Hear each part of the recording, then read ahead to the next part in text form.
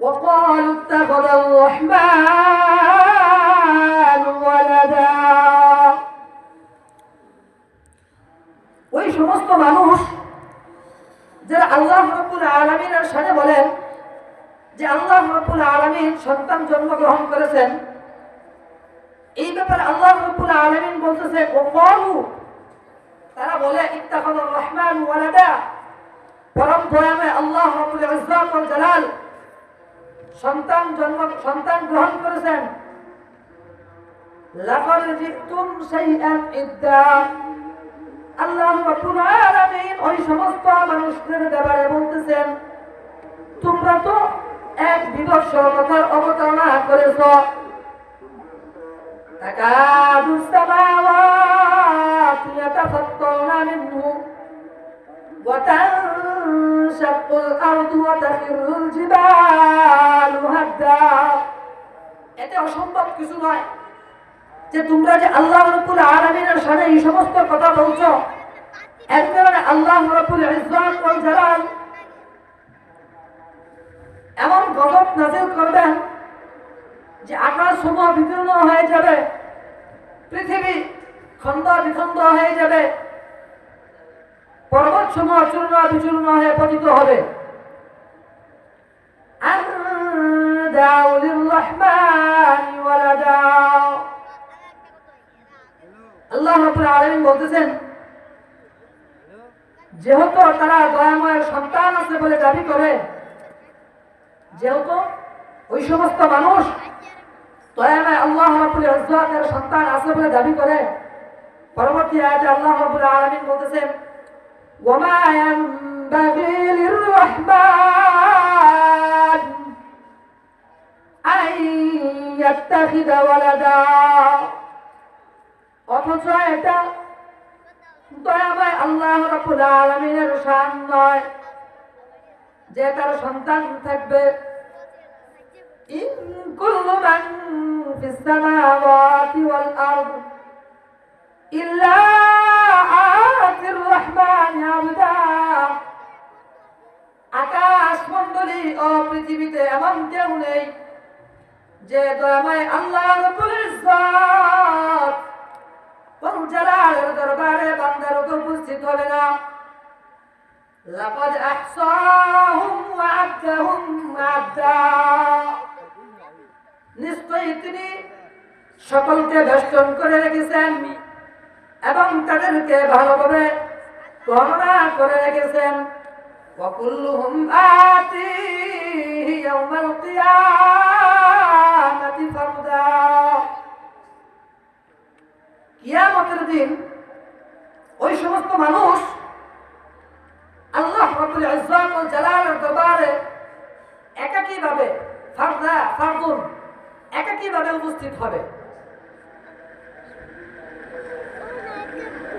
আল্লাহ রাব্বুল আলামিন অন্য এক আয়াতে বলতেছেন যে তারা মনে করতেছে দুনিয়াতে তাদের সন্তান আছে, ভাই ব্রাদার আছে, চাচা জ্যাঠা আছে, নেতা আছে, নেত্রী আছে, এদের দাপট তারা দুনিয়াতে দেখাইতেছে। কিন্তু তোমরা জেনে রাখো আমি আল্লাহ রাব্বুল ইজ্জত ওয়াল জালালের দরবারে তোমার নেতার নেতাগিরি থাকবে না, তোমার সন্তান তোমার নেতাগিরির পাওয়ার দেখাইতে পারবে না, তোমার পিতা তোমাকে সন্তান হিসেবে দাবি করবে না, তোমার ভুলের কারণে তোমার পিতা এর শাস্তি ভোগ করবে না। জেনে রাখো ইয়াউমা লা ইয়ানফাউ মালুন ওয়ালা বানুন, এমন একদিন তোমরা আমার সামনে একাকীভাবে উপস্থিত হবা যেই দিন তোমার ধন সম্পদ, টাকা পয়সা, পিতা পুত্র, সন্তান সন্ততি কোনো কাজে আসবে না। মুহতারাম হাজিরিন, তাহলে যে সমস্ত মানুষ আল্লাহ রাব্বুল ইজ্জত ওয়াল জালালের দরবারে বেয়াদবি করে, উস্তাদি করে, যে তারা বলে আল্লাহ রাব্বুল ইজ্জত ওয়াল জালাল সন্তান গ্রহণ করেছেন, তাহলে তাদের কথা কি ঠিক না ভুল? আল্লাহ রাব্বুল আলামিন কালামুল্লাহ শরীফের মধ্যে জবাব দিয়েছেন। কালামুল্লাহর মাধ্যমে আল্লাহ রাব্বুল আলামিন ওই সমস্ত নাস্তিক কুলাঙ্গারদেরকে জবাব দিয়েছেন। মুহতারাম হাজিরিন, এবার আসুন আমরা জানি এই সূরাতুল ইখলাসের মহত্ব কত। আল্লাহ রাব্বুল আলামিন এই সূরাতুল ইখলাসের মর্যাদা কত রেখেছেন। আমি শুরুতে বলছিলাম যে আল্লাহ রাব্বুল আলামিন কুরআনুল কারীমের ভিতরে তিনটি বিষয় উল্লেখ করেছেন, তাওহীদ, রিসালাত, আখিরাত। এর ভিতরেই সমস্ত বিষয় আছে। এই তাওহীদের সংক্ষিপ্ত এবং নির্ভরযোগ্য পূর্ণ পরিচয় আল্লাহ রাব্বুল আলামিন সূরাতুল ইখলাসের মধ্যে দিয়ে দিয়েছেন এবং আল্লাহ রাব্বুল আলামিন এই সূরাতুল ইখলাসের মর্যাদা কুরআনুল কারীমের 1/3 সমান মর্যাদা বৃদ্ধি করে দিয়েছেন। বলেন সুবহানাল্লাহ। কি ভাই? সূরাতুল ইখলাসের মর্যাদা আল্লাহ রাব্বুল ইজ্জত ওয়া জালাল কুরআনুল কারীমের 1/3 সমান করে দিয়েছেন। আল্লাহ রাসূল সাল্লাল্লাহু আলাইহি ওয়াসাল্লাম এর বিখ্যাত সাহাবী হযরত আবু হুরায়রা রাদিয়াল্লাহু তাআলা আনহু থেকে বর্ণিত, রাসূলুল্লাহ সাল্লাল্লাহু আলাইহি ওয়াসাল্লাম বলতেছেন, عن أبي هريرة رضي الله تعالى عنه قال قال رسول الله صلى الله عليه وسلم قل هو الله أحد تعدل ثلث القرآن।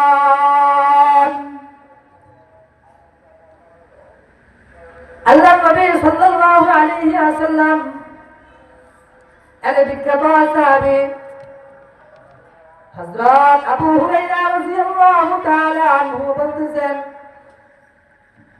নবী করিম সাল্লাল্লাহু আলাইহি ওয়াসাল্লাম বলেছেন, কুল হুয়াল্লাহু আহাদ সূরাটি কুরআনের 1/3 সমান। সুবহানাল্লাহ।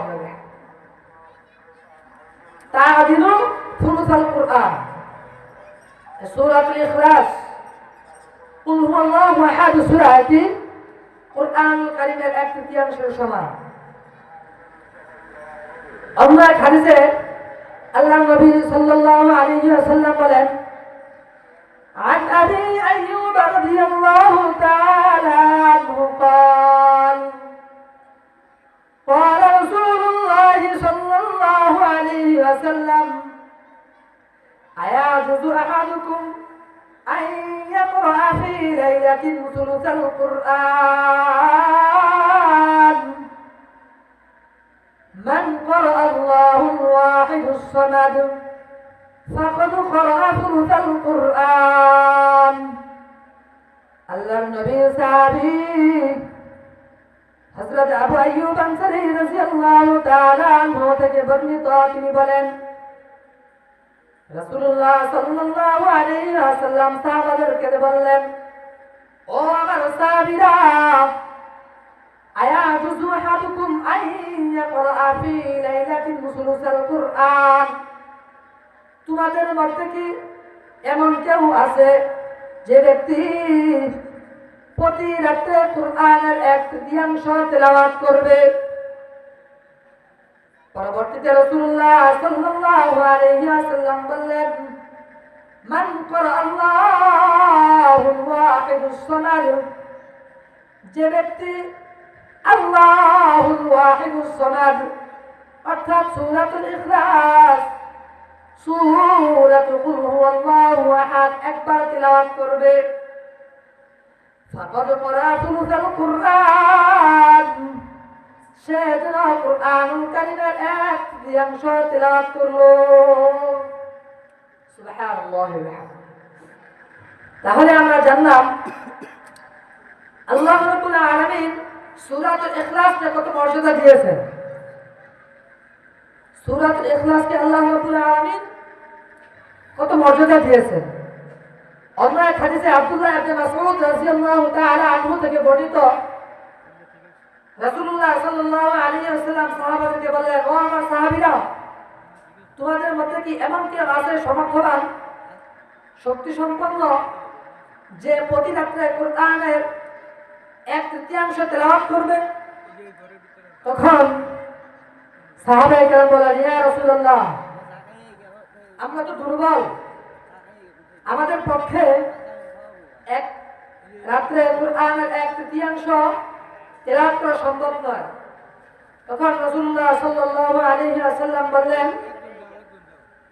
যে, ও আমার সাহাবীরা, তোমরা জেনে রাখো, যে ব্যক্তি কুরআনুল কারীমের 1/3 তেলাওয়াত করতে চায়, সে যেন প্রতি রাত্রে সূরাতুল ইখলাস তেলাওয়াত করে একবার।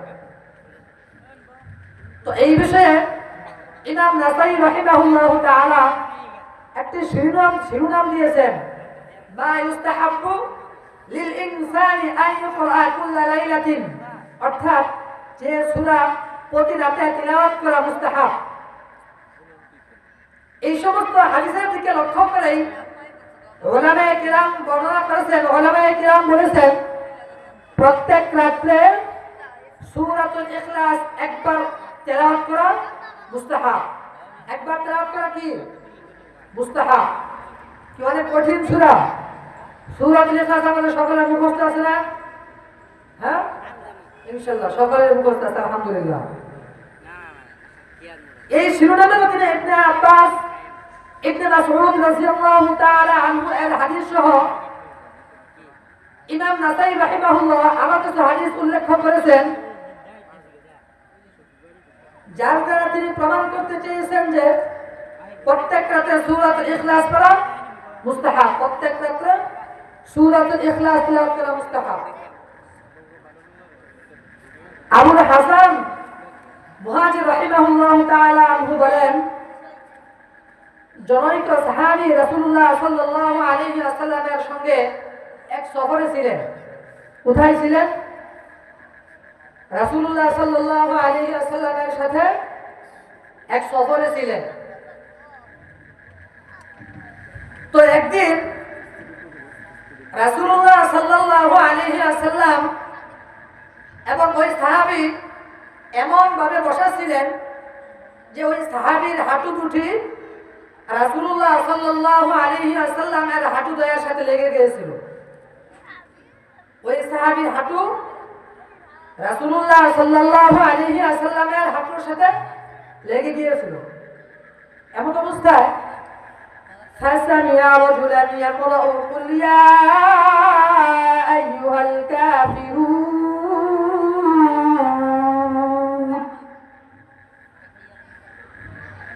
এমন অবস্থায় এক ব্যক্তিকে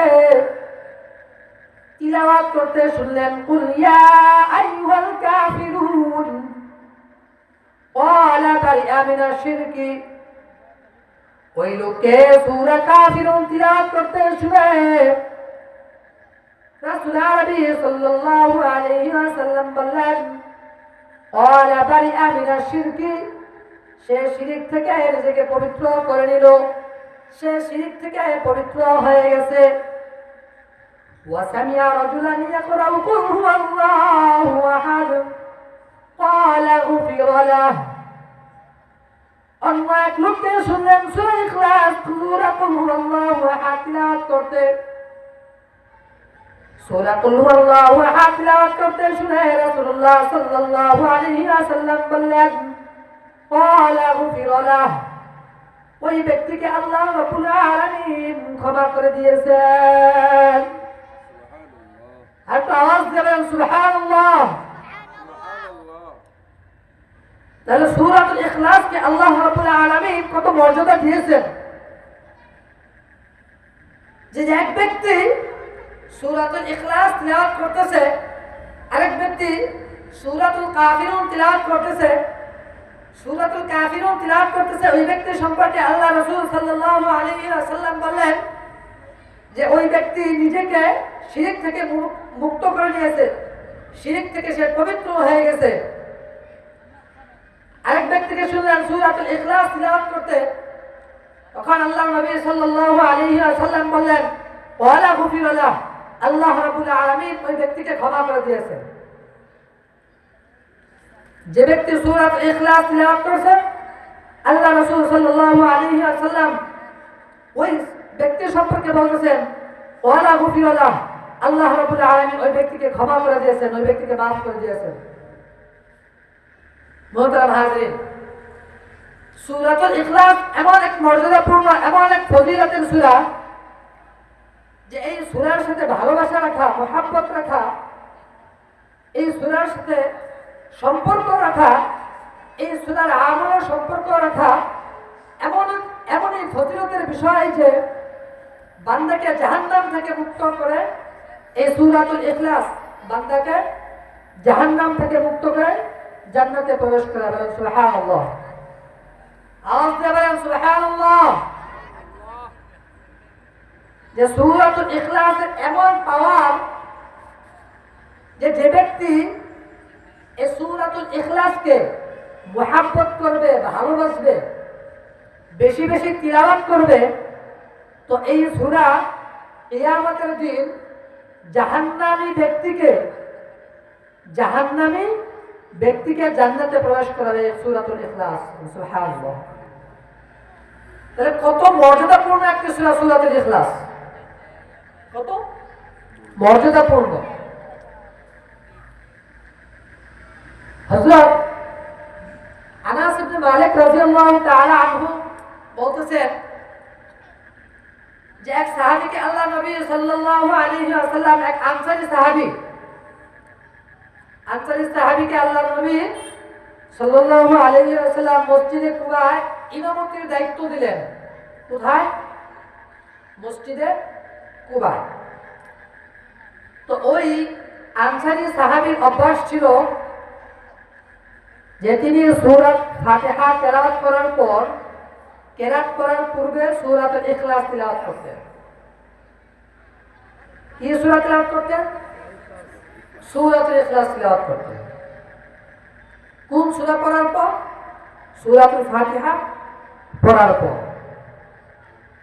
তো তার সাথী সঙ্গীরা তাকে বলল যে তুমি কেরাত পড়ার সময় সূরা ফাতিহার পরে সূরাতুল ইখলাস তেলাওয়াত করো, এবং সূরাতুল ইখলাসকে যথেষ্ট মনে করো না, অন্য আরেকটি সূরা পড়ো। এমন কেন করো? হয় তুমি সূরাতুল ইখলাসই পড়বে, না হয় অন্য কোনো সূরা পড়বে। প্রতি রাকাতে দুইটি সূরা পড়তে পারবে না। তো সাহাবী জবাব দিয়েছে, সাহাবী বললেন যে আমি এভাবেই নামাজ পড়াবো, যদি তোমাদের পছন্দ হয় তাহলে আমি ইমামতি করবো, না হয় ইমামতি ছেড়ে দেব, তবু আমি সূরা ইখলাস, সূরা কুল হুয়াল্লাহু আহাদ থাকতে পারবো না। তার জবাব শুনছেন? ওই মসজিদে কুবার ইমাম বলতেছেন যে আমি সূরা ফাতিহার পরে সূরা ইখলাস পড়বো, তারপরে অন্য একটা সূরা মিলাবো,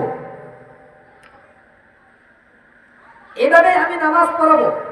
যদি তোমাদের পছন্দ হয় আমি ইমামতি করবো, না হয় ইমামতি ছেড়ে দিব। তো ওই সাহাবী ছিলেন তাদের মধ্যে সর্বশ্রেষ্ঠ মানুষ, এবং মসজিদে কুবায় ওই সময় অন্য কেউ ইমামতি করবে এটা তারা মানতে পারতেছিলেন না। তো ওইভাবে চলতে থাকলো। একদিন রাসূল আরবী সাল্লাল্লাহু আলাইহি ওয়াসাল্লাম মসজিদে কুবায় তাশরীফ আনলেন। রাসূলুল্লাহ সাল্লাল্লাহু আলাইহি ওয়াসাল্লাম মসজিদে কুবায় তাশরীফ আনার পর সাহাবায়ে কেরাম তাকে বললেন, ইয়া রাসূলুল্লাহ, আমরা যাকে ইমাম হিসেবে নিযুক্ত করেছি উনি তো সূরা ফাতিহার পর সূরা ইখলাস পড়ে, তারপর অন্য সূরা পড়ে। তখন রাসূলুল্লাহ সাল্লাল্লাহু আলাইহি ওয়াসাল্লাম বললেন যে তাকে ডাকো, সে কেন এইরকম ভাবে প্রতি রাকাতে সূরা ফাতিহার পর দুটি করে সূরা তিলাওয়াত করে, তাকে জিজ্ঞাসা করো। তো সাহাবায়ে কেরাম তার অন্যান্য সাথীরা তাকে জিজ্ঞাসা করলো। তখন তিনি উত্তর দিয়েছেন, উহিব্বুহা ইন্নী, আমি এই সূরাতুল ইখলাসকে মহব্বত করি, ভালোবাসি। রাসূল সাল্লাল্লাহু আলাইহি ওয়াসাল্লাম বলতেছেন, হুব্বুকা ইয়্যাহা আদখালাকাল জান্নাহ, ও আমার সাহাবীরা, তোমরা জেনে রাখো ওই কুবার ইমাম সাহেবের ওই সাহাবীর এই ভালোবাসা তাকে জান্নাতে প্রবেশ করাবে।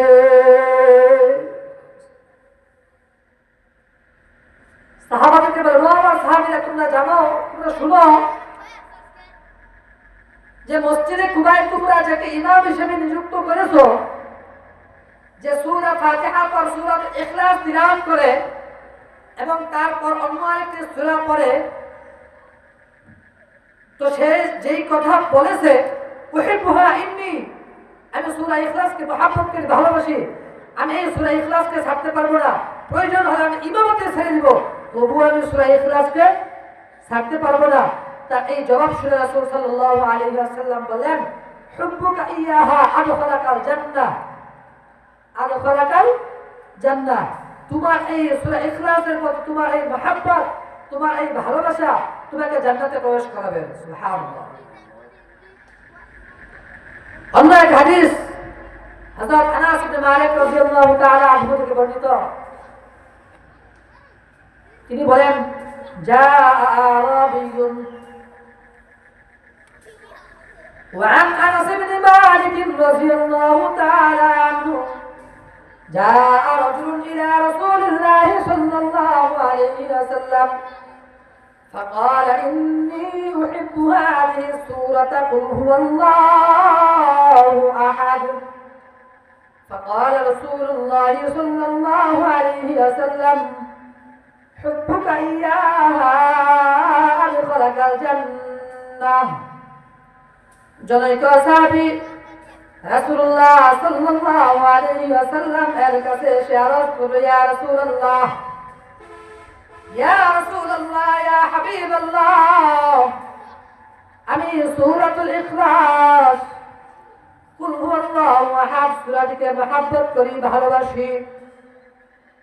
রাসূল সাল্লাল্লাহু আলাইহি ওয়াসাল্লাম বললেন, হুব্বুকা ইয়্যাহা আদখালাকাল জান্নাতা, তোমার এই সূরা ইখলাসের প্রতি, কুল হুয়াল্লাহু আহাদ সূরার প্রতি তোমার এই মহব্বত, তোমার এই ভালোবাসা তোমাকে জান্নাতে প্রবেশ করাবে। সূরাতুল ইখলাসকে যে ব্যক্তি বেশি বেশি তিলাওয়াত করবে, যে ব্যক্তি বেশি বেশি সূরাতুল ইখলাসকে তিলাওয়াত করবে, সূরাতুল ইখলাসের মহব্বত, সূরাতুল ইখলাসের ভালোবাসা নিজের কলবের ভিতরে স্থান দিবে, নিজের অন্তরের ভিতরে, নিজের দিলের ভিতরে স্থান দিবে। এই সূরাতুল ইখলাস এমন এক পাওয়ারওয়ালা সূরা, এমন এক মর্যাদা সম্পন্ন সূরা, এমন এক শক্তিশালী সূরা যে ওই ব্যক্তিকে জাহান্নাম থেকে জান্নাতে প্রবেশ করাবে। তাহলে এই সূরা বেশি বেশি তেলাওয়াত করার প্রয়োজন আছে কি নাই? হ্যাঁ, এই সূরাতুল ইখলাস বেশি বেশি করার প্রয়োজন আছে। আল্লাহ রাসূল সাল্লাল্লাহু আলাইহি ওয়াসাল্লাম বলেছেন যে ব্যক্তি সূরাতুল ইখলাসকে তেলাওয়াত করবে তার জন্য আল্লাহ রাব্বুল আলামিন জান্নাত অবধারিত করে দেন। সুবহানাল্লাহ, তার জন্য জান্নাত অবধারিত করে দেন। হযরত আবু হুরায়রা রাদিয়াল্লাহু তাআলা আনহু বলেন, আমি রাসূল করিম সাল্লাল্লাহু আলাইহি ওয়াসাল্লামের সাথে ছিলাম। হযরত আবু হুরায়রা রাদিয়াল্লাহু তাআলা এত মর্যাদাপূর্ণ জান্নাতের সুসংবাদ প্রাপ্ত একজন সাহাবী হযরত আবু হুরায়রা রাদিয়াল্লাহু তাআলা, তিনি বলতেছেন যে আমি রাসূলুল্লাহ সাল্লাল্লাহু আলাইহি ওয়াসাল্লামের সাথে ছিলাম। এমন সময় এক ব্যক্তি সূরাতুল কুল হুয়াল্লাহু আহাদ অর্থাৎ সূরাতুল ইখলাস তিলাওয়াত করতেছে। তো তার তেলাওয়াত শুনে আল্লাহর নবী সাল্লাল্লাহু আলাইহি ওয়াসাল্লাম বলতেছেন, ওয়াজাবাত। আবু হুরায়রা রাদিয়াল্লাহু তাআলা আনহু নবী করিম সাল্লাল্লাহু আলাইহি ওয়াসাল্লামকে বলেন, ইয়া রাসূলুল্লাহ, মাযা মাযা ইয়া রাসূলুল্লাহ, হে আল্লাহর রাসূল, কি ওয়াজিব হয়েছে, কি ওয়াজিব হয়েছে? তখন রাসূলুল্লাহ সাল্লাল্লাহু আলাইহি ওয়াসাল্লাম বললেন, আল জান্নাহ, জান্নাত ওয়াজিব হয়েছে, জান্নাত ওয়াজিব হয়েছে। হযরত আবু হুরায়রা রাদিয়াল্লাহু তাআলা আনহু বলেন, ইয়া রাসূলুল্লাহ, কার জন্য জান্নাত ওয়াজিব হয়েছে? রাসূল সাল্লাল্লাহু আলাইহি ওয়াসাল্লাম, হে আবু হুরায়রা, তুমি কি শুনতে পাও নাই? আমার অমুক উম্মত সূরাতুল ইখলাস তিলাওয়াত করতেছে, আমার অমুক উম্মত আল্লাহর অমুক বান্দা সূরা কুল হুয়াল্লাহু আহাদ তিলাওয়াত করতেছে। কারণ আবু হুরায়রা বলেন, হে আল্লাহর রাসূল, আমি শুনতে পেয়েছি। এখন বলেন, আল্লাহ রাব্বুল আলামিন তার জন্য জান্নাতকে ওয়াজিব করে দিয়েছেন, তার জন্য জান্নাতকে আল্লাহ রাব্বুল আলামিন ওয়াজিব করে দিয়েছেন।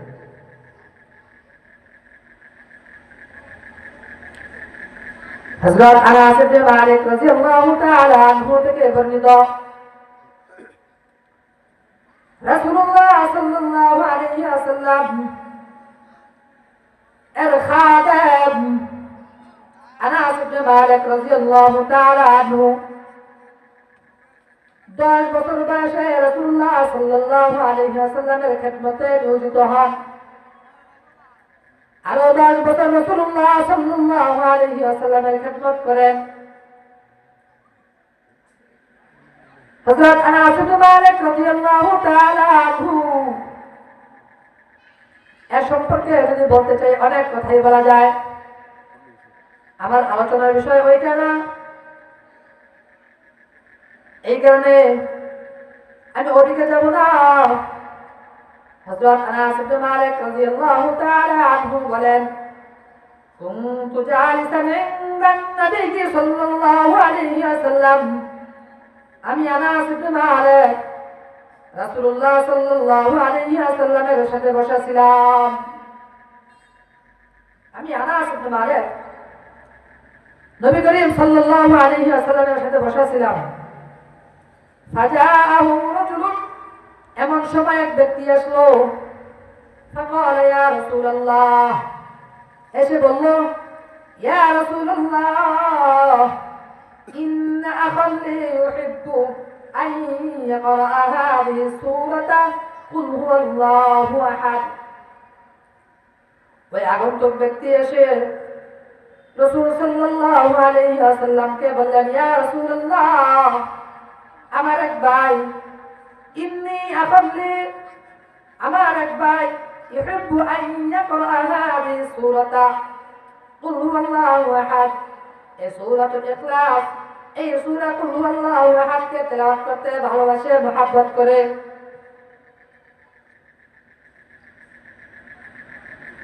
আনাস ইবনে মালিক রাদিয়াল্লাহু তাআলা আনহু বলতেছেন, আমি রাসূলুল্লাহ সাল্লাল্লাহু আলাইহি ওয়াসাল্লাম এর সাথে বসেছিলাম। এমন সময় এক ব্যক্তি এসে রাসূলুল্লাহ সাল্লাল্লাহু আলাইহি ওয়াসাল্লামকে বললেন, ইয়া রাসূলুল্লাহ, আমার এক ভাই কুল হুয়াল্লাহু আহাদ সূরাটিকে পড়তে ভালোবাসে, মহব্বত করে। রাসূলুল্লাহ সাল্লাল্লাহু আলাইহি ওয়াসাল্লাম তার কথা শুনে বললেন, বাশির আখাকা বিল জান্নাহ, তুমি তোমার ভাইকে জান্নাতের সুসংবাদ দিয়ে দাও। আওয়াজ দিয়ে বলেন সুবহানাল্লাহ। ওই ব্যক্তিকে বললেন, তুমি তোমার ভাই যে সূরাতুল ইখলাস তিলাওয়াত করতে, সূরাতুল ইখলাসকে মহব্বত করে ভালোবাসে, সূরাতুল ইখলাসকে তিলাওয়াত করতে ভালোবাসে, তুমি তোমার ওই ভাইকে জান্নাতের সুসংবাদ দিয়ে দাও। সুবহানাল্লাহ। মুহতারাম হাজিরিন, এই সূরাতুল ইখলাসকে তিলাওয়াত করলে আল্লাহর নবী সাল্লাল্লাহু আলাইহি ওয়াসাল্লাম বলেন, যে ব্যক্তি সূরাতুল ইখলাস বেশি বেশি তিলাওয়াত করবে, তাকে জান্নাতের সুসংবাদ দিয়ে দাও। আল্লাহ রাব্বুল আলামিন তার জন্য জান্নাতকে অবধারিত করে রেখেছেন। আচ্ছা, আপনাদের কাছে এখানে একটা প্রশ্ন, ঈমানদারের সবচাইতে বড় চাওয়া কি? সবচাইতে বড় চাওয়া সবচাইতে বড় চাওয়া হচ্ছে আল্লাহ রাব্বুল আলামিনের দিদার, আল্লাহ রাব্বুল আলামিনের নৈকট্য। আল্লাহ রাব্বুল আলামিন ওই ঈমানদার ব্যক্তির উপর রাজি হয়ে যান, খুশি হয়ে যান, এটাই হচ্ছে ঈমানদার ব্যক্তির চাওয়া, মুমিনের চাওয়া, ঠিক না ভাই? একজন মুমিন চায় কি? সে কাজ করতেছে, যখন মুয়াজ্জিন আযান দেয় কাজ রেখে দিয়ে সে মসজিদে চলে যাইতেছে, নামাজ আদায় করতেছে, কার জন্য? আল্লাহ রাব্বুল আলামিন। যেন আল্লাহ রাব্বুল আলামিন রাজি হয়ে যান, খুশি হয়ে যান।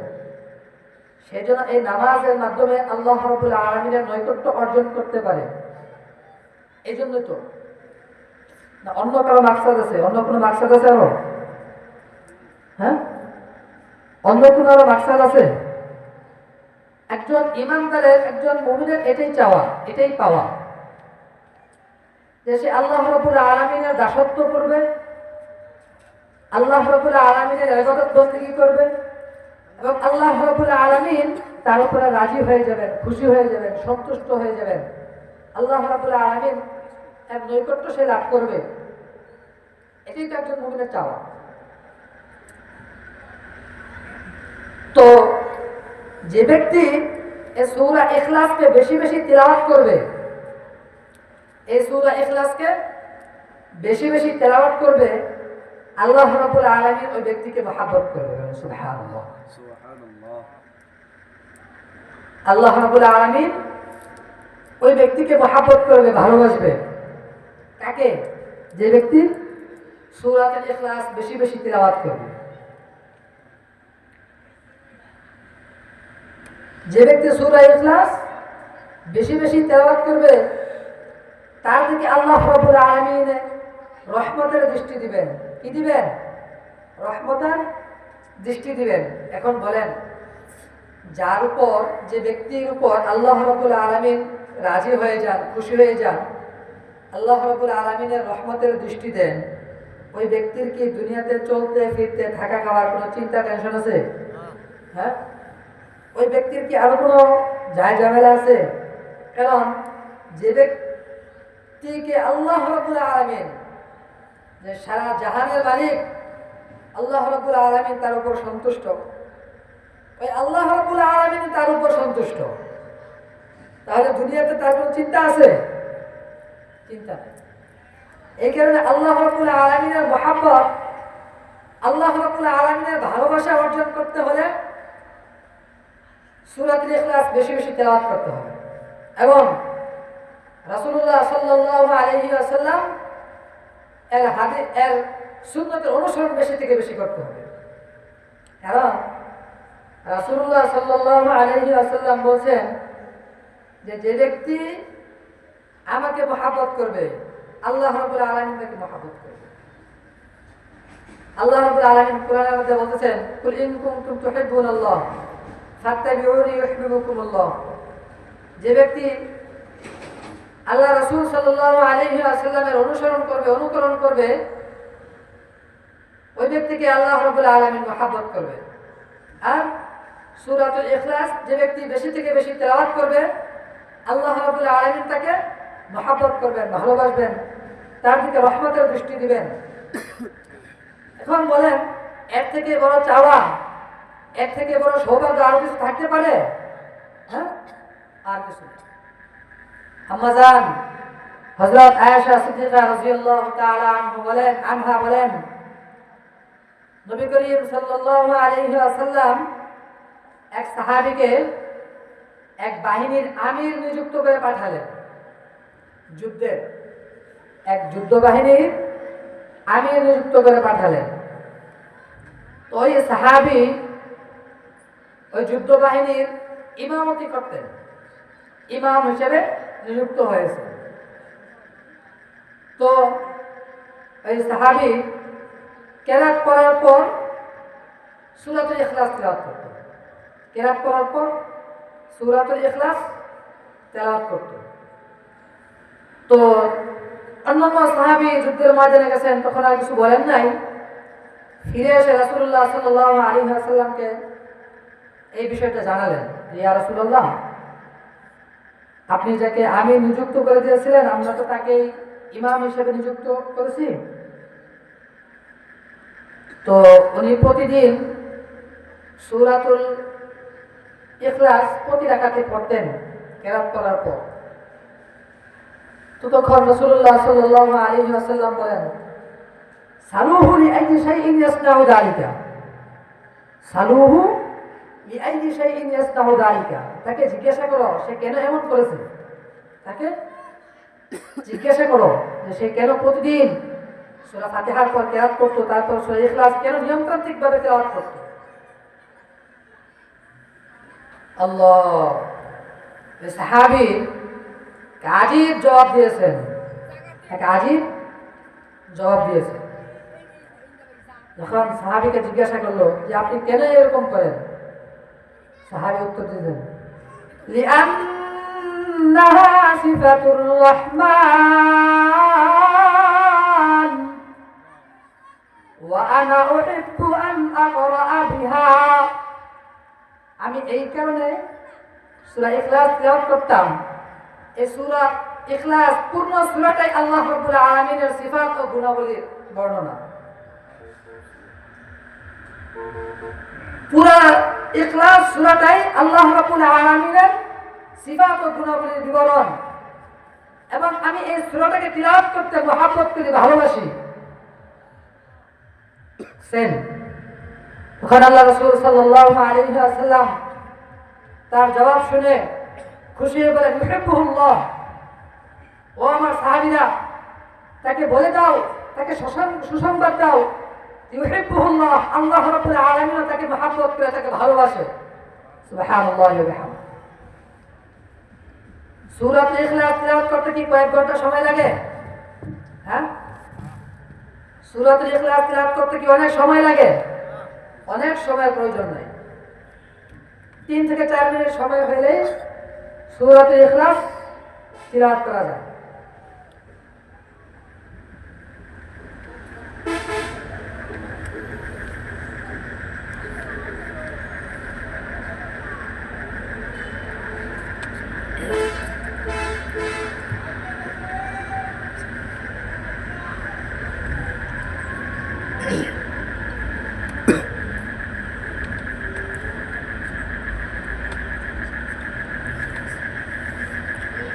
তো এই সাহাবী জবাব দিচ্ছেন, লিআন্নাহা সিফাতুর রহমান, অর্থাৎ রহমানের সিফাত সমূহ, রহমানের গুণাবলী সমূহ এই সূরার মধ্যে আছে। এই কারণে এই সূরাকে তেলাওয়াত করতে আমি মহব্বত করি, ভালোবাসি। তখন রাসূল সাল্লাল্লাহু আলাইহি ওয়াসাল্লাম বললেন, ইউহিব্বুহুল্লাহ, ও আমার সাহাবীরা তাকে তোমরা সুসংবাদ দিয়ে দাও যে আল্লাহ রাব্বুল আলামিন তাকে মহব্বত করেন, ভালোবাসেন। আল্লাহ রাব্বুল আলামিন তাকে মহব্বত করেন, ভালোবাসেন। তো যে ব্যক্তিকে আল্লাহ রাব্বুল আলামিন মহব্বত করেন, ভালোবাসেন, ওই ব্যক্তির জান্নাতে যাওয়ার মধ্যে কোনো বাধা থাকতে পারে? কোনো বাধা নাই, কোনো ব্যারিকেড নাই, কোনো গেট নাই, সরাসরি সে জান্নাতে চলে যাবে। বলেন সুবহানাল্লাহি ওয়া বিহামদিহি। এই জান্নাত কত সুখ শান্তির।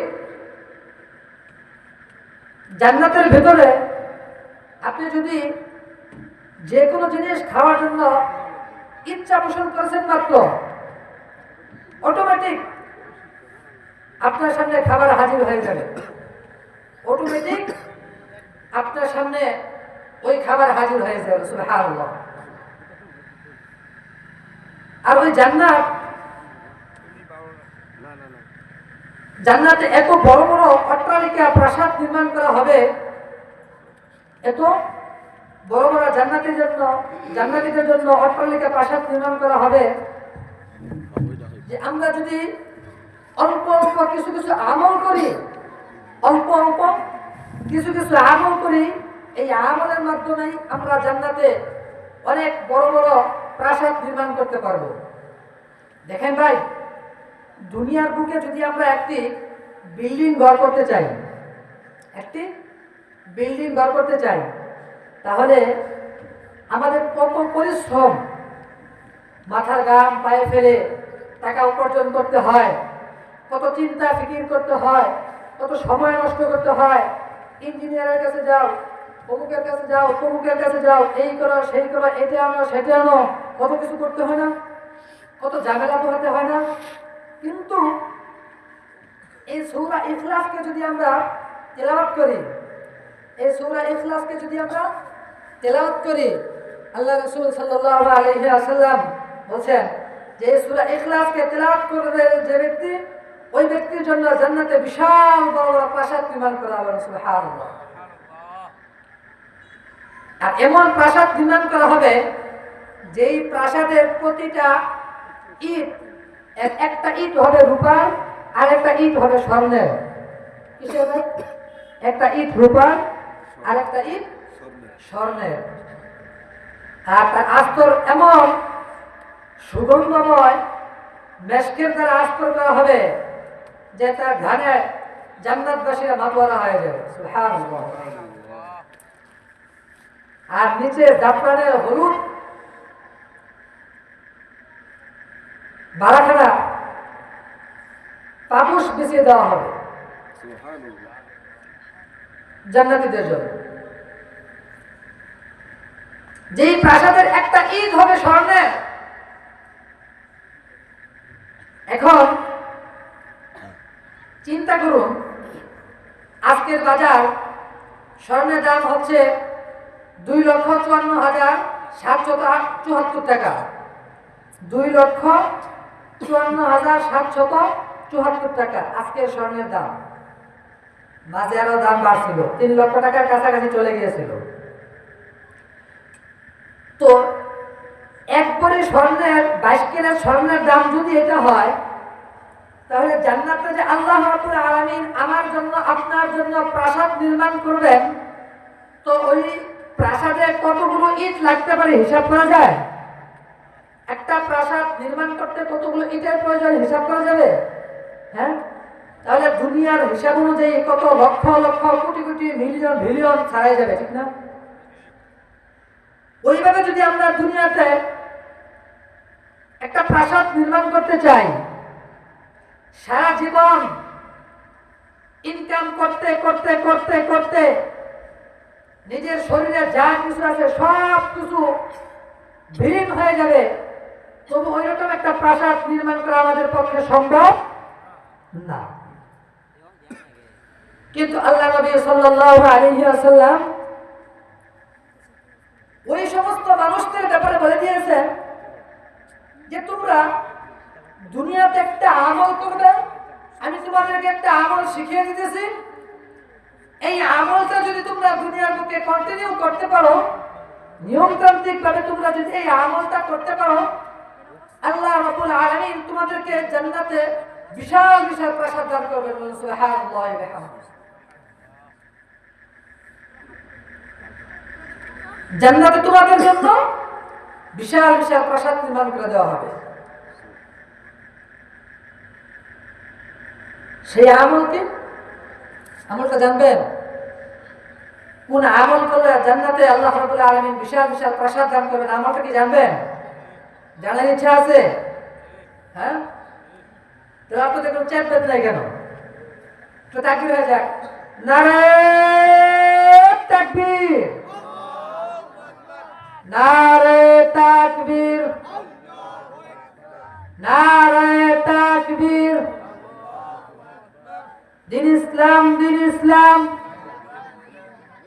আওয়াজ নাই, আপনারা মনে হয় ভেজাল নাকি? তো আওয়াজ দেন। আল কোরআনের আলো,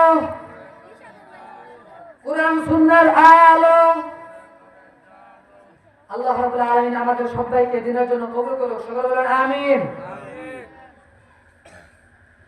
আল্লাহ রাব্বুল আলামিন যে আমাকে আপনাকে এবং ওই সমস্ত সৌভাগ্যবান ব্যক্তিকে জান্নাতে প্রাসাদ দান করবেন, ওই সমস্ত সৌভাগ্যবান ব্যক্তি কারা জানবেন? আর কোন আমলের কারণে আল্লাহ রাব্বুল আলামিন আমাকে আপনাকে আর ওই সমস্ত সৌভাগ্যবান ব্যক্তিকে যারা আমল করবে, এই আমলটা করবে, তাকে জান্নাতে প্রাসাদ দান করবেন, সেই আমলটা কি? আল্লাহ নবী সাল্লাল্লাহু আলাইহি ওয়াসাল্লাম বলতেছেন, মান ক্বরাআ কুল হুয়াল্লাহু আহাদ, মান ক্বরাআ কুল হুয়াল্লাহু আহাদ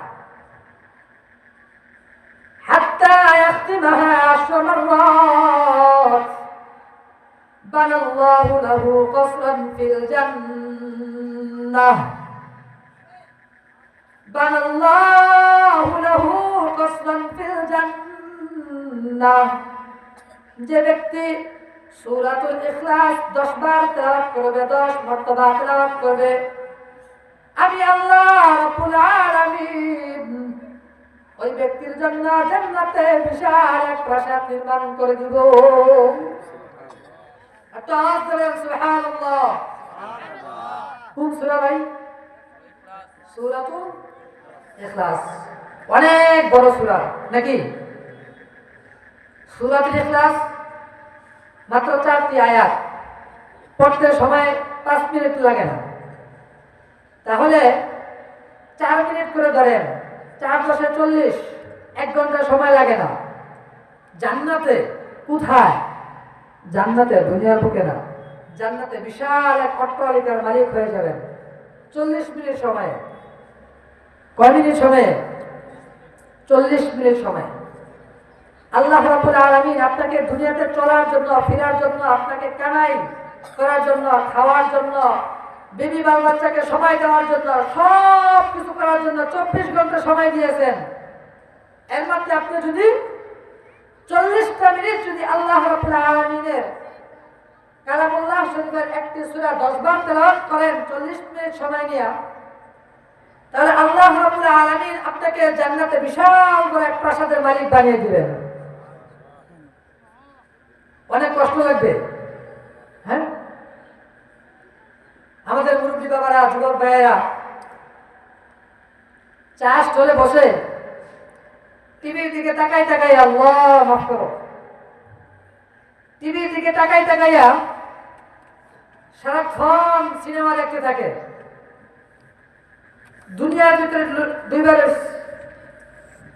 এমনও কিছু মানুষ আছে বলে, এই সিনেমাটা, এই গানটা ভালো লাগতেছে, এটা পাল্টাও, এই চ্যানেলটা পাল্টাও। আরো কিছু জঘন্যতম কিছু চ্যানেল আসে কিনা। তাহলে এই চাষ করে আপনি বসে না থেকে যদি সময় নিয়ে সূরাতুল ইখলাস 10 বার তেলাওয়াত করেন, তাহলে জান্নাতে আপনি একটা প্রাসাদের মালিক হয়ে গেলেন। আর চাষ করে বসে যদি সারাদিন গল্প গুজব করেন, জান্নাতে আল্লাহ রাব্বুল আলামিন আপনাকে প্রাসাদ দিবেন? জান্নাতে কি আপনি প্রাসাদের মালিক হতে পারবেন? জান্নাতে আপনি প্রাসাদের মালিক হতে পারবেন না। এই কারণেই জান্নাতে যদি প্রাসাদের মালিক হতে চান, তাহলে সূরাতুল ইখলাস 10 বার তেলাওয়াত করতে হবে। তখন এই কথা শুনে হযরত উমর ইবনে খাত্তাব রাদিয়াল্লাহু তাআলা আনহু বলতেছেন, ইদান নাস্তাগফিরু ইয়া রাসূলুল্লাহ, হে আল্লাহর রাসূল, তাহলে তো আমরা জান্নাতে অনেকগুলো প্রাসাদের মালিক হয়ে যাব। তাহলে আমরা তো জান্নাতে অনেকগুলো প্রাসাদের মালিক হয়ে যাব। অর্থাৎ আমরা সূরাতুল ইখলাস বেশি বেশি তেলাওয়াত করব। আর সূরাতুল ইখলাস বেশি বেশি তেলাওয়াত করে আল্লাহ রাব্বুল আলামিন আমাদেরকে বেশি বেশি প্রাসাদ দান করবেন, ঠিক না?